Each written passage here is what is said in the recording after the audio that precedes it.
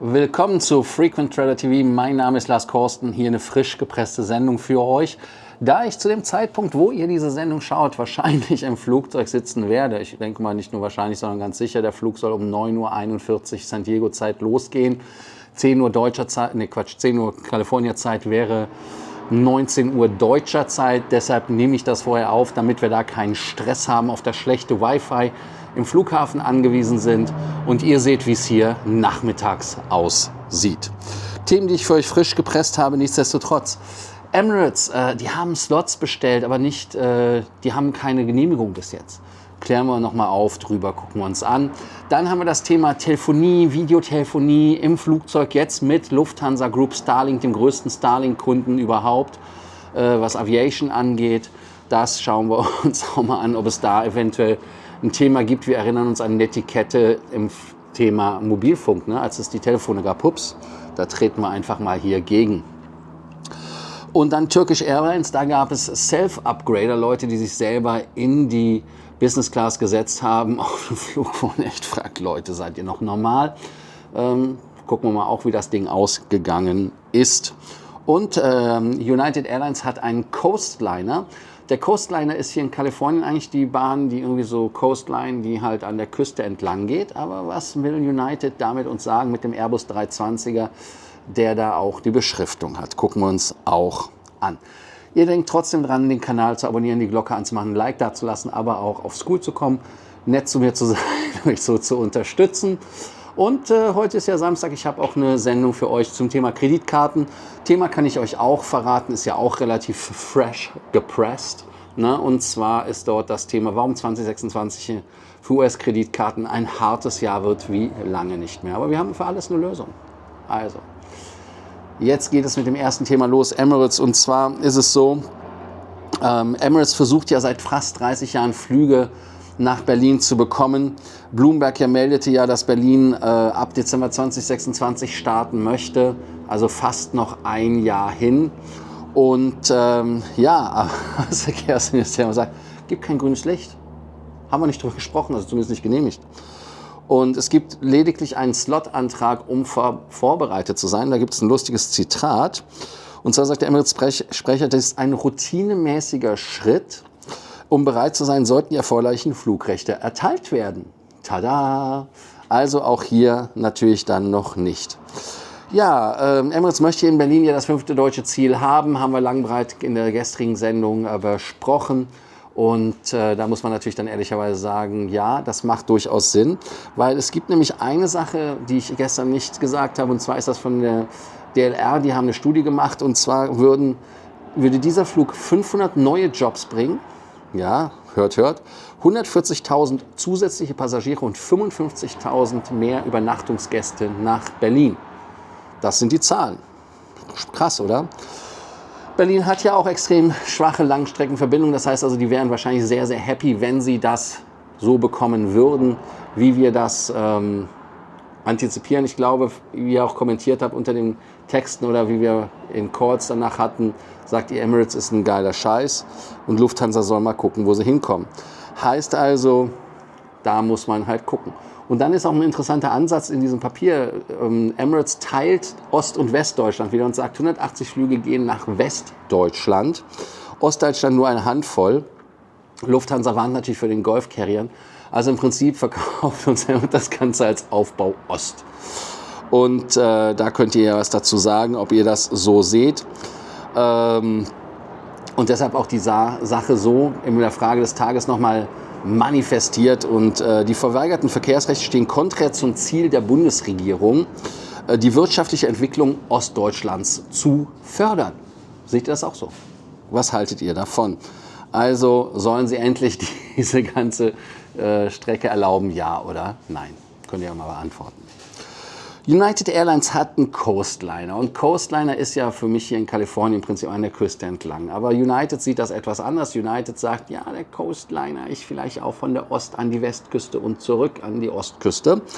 Und da möchte man eine neue Subfleet haben von 40 Flugzeugen.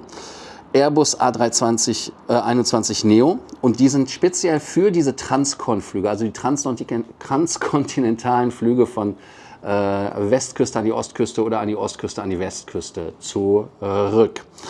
Und die 40 Flugzeuge, die geplant sind, sollen vielleicht die 757-200er ersetzen und einige White Bodies. Und die Konfiguration, die halt am wahrscheinlichsten ist 161 Sitzplätze total. Und die Business Class hat 20 Plätze 1-1, also Lie Flat 1-1. Und im Premium, wie PS früher, heißt also 12 Economy Premium-Sitze 2-2 und 129 Economy-Sitze in der 2-2. Typische Routen sind natürlich Los Angeles, New York, Boston oder aber auch Los Angeles, San Francisco. Also all das, was hier an der Westküste angeflogen wird im Stundentakt. Und man sagt, dass man mit 40 Flugzeugen 60 Verbindungen schaffen kann. Und die Lackierungsfotos sind ja relativ klar. Ja, der Transcon-Markt ist halt extrem lukrativ für die Fluggesellschaften, viel Wettbewerb. Und man hat ja hier auch Subfleets bei den Delta und bei den Amerikanern, bei American Airlines mit 321 Ts, die 321 Neo DL. Und jetzt zieht United massiv nach. Und interessant ist auch, dass man halt diese 60-tägliche Rotation damit abdecken kann mit 40 Maschinen. Also daran sieht man, was das für Heavy Routes sind. Ja, wird United mit dem Coastliner das beste Transcon-Produkt in den USA haben? Was haltet ihr davon? Also für mich, ich bin ja mittlerweile auch USA-lastig geworden, aber das ist halt so, wenn man hier vor Ort öfters ist. Turkish Airlines, Self-Upgrading, das ist natürlich auch so ein Thema. Es wurden welche erwischt, ein Paar wurde erwischt, die durften aber sitzen bleiben. Gucken wir uns mal genauer an, ob das jetzt der neue Trend ist, den ihr auch machen solltet. Ja, ein bisschen der Economy wollen wir bezahlen, aber dann fliegen wir der Business Class. Ne? 2 Passagiere buchen Economy, setzen sich absichtlich in die Business Class. Die Crew bemerkt es, wollte sie eigentlich entfernen, logischerweise. Aber sie durften ausnahmsweise sitzen bleiben, bekamen aber keine Business Class Leistung, vor allem kein Essen. Was ja in meinen Augen richtig ist. Die Route war Skopje, Istanbul, das sind 372 Meilen oder in Minuten 1 Stunde 35, also 95 Minuten. Auf diesem Miniflug gibt es ein vollwertiges Business-Menü, deshalb fiel es auch wahrscheinlich auf, weil man merkt, was siehst du da, wir haben für dich gar kein Essen oder so. Und normalerweise passiert das nicht, deshalb macht es bitte nicht, geht nicht eine Kabinenklasse höher, auch wenn er nicht, also das ist mit Self-Upgrades, das geht ins Auge. Und zwar wird die aus der Kabine geholt, bei US Airlines teilweise mit Marshalls entfernt, man riskiert Buns. Und wenn man halt guckt, welche Buns, sag ich schon, Ban, das ist nicht die Bun von einem Hamburger Mensch. Also auf jeden Fall, was es für Fälle gab in den USA mit Marshall rausgeholt, das gab dann zum Beispiel, wo ein Passagier sich selbst abgegradet hat und Champagner geklaut hat. Der wurde mit Gewalt entfernt, Korean Air. Frau schreit US Marshal und musste festgestellt rausgetragen werden. Und natürlich ist es ja so, dass Self-Upgrade ist Diebstahl. Und ein Lifetime-Ban ist halt wirklich in meinen Augen eine Minimumstrafe, wenn so etwas passiert. Also es geht gar nicht. Die Frage ist halt, ist das Nordmazedonien, Skopje? Gute Frage, ne? Skopje ist Nordmazedonien. Es gibt ja nicht nur Mazedonien mehr mittlerweile, oder? Ihr könnt es unten schreiben oder auf School. Dann haben wir natürlich die Frage, sollten Passagiere lebenslang sperren oder ist die Strafe keine Mahlzeit angemessen? Ist das Strafe genug? Einfach mal was fürs Lachen.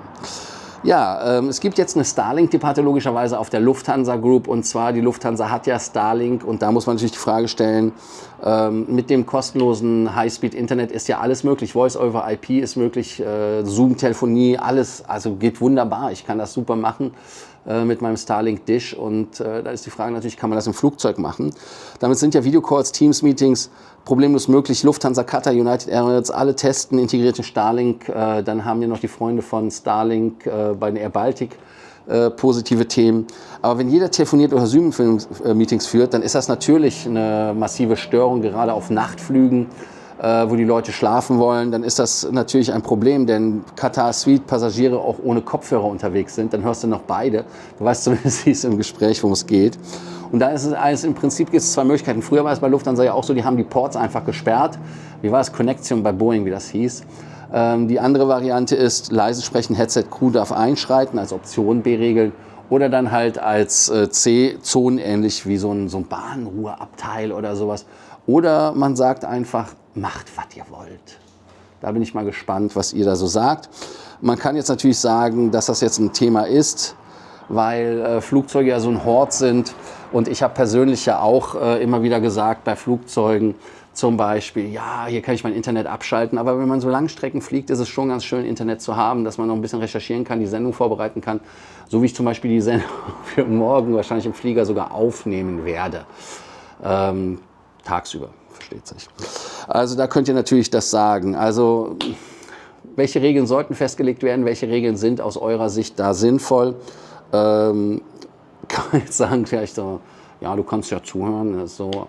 Aber auf der anderen Seite, wenn man normal spricht, ist das ja auch in der Kabine so. Was machst du denn, wenn du über so einen Sitz, so einen Honeymoon-Sitz mit deinem Partner sprichst oder wenn du halt Geschäftspartner da hast oder wenn du mit Crew sprichst, ja, ich würde gerne noch einen Kaffee haben oder so. Ist ja auch alles Gespräch. Ne? Also wenn man das ordentlich macht, könnt ihr ja was dazu sagen. Also insofern, sollten Airlines Voice und Video Calls im Flug erlauben, ja oder nein? Was ist da eure Meinung? Und wenn ja, nur zuhören oder ist Antworten auch erlaubt. Ja, ihr könnt wie immer die Fragen des Tages beantworten und natürlich den Kanal abonnieren, die Glocke anmachen, Like da lassen und ich genieße hier noch die letzten Sonnenstrahlen, weil ich habe gehört, wenn ich nach Deutschland komme, es wird scheiße kalt. Oh, also, beantwortet die Frage des Tages einmal natürlich, wie ist das jetzt mit Videocalls im Flugzeug erlauben oder verbieten und dann natürlich, ich würde sagen, Transcon, nicht Transcon, sondern Turkish Airlines war auch mit denen. Ne? Turkish Airlines, reicht das, wenn die Leute kein Essen gekriegt haben auf den einstündigen 35-Flug oder sollte man dann noch eine Härtestrafe mit Ban machen, also weg mit denen? Da wäre ich mal gespannt. Euch viel Spaß beim Abspann. Bis zur nächsten Sendung. Bis dann. Ciao, ciao.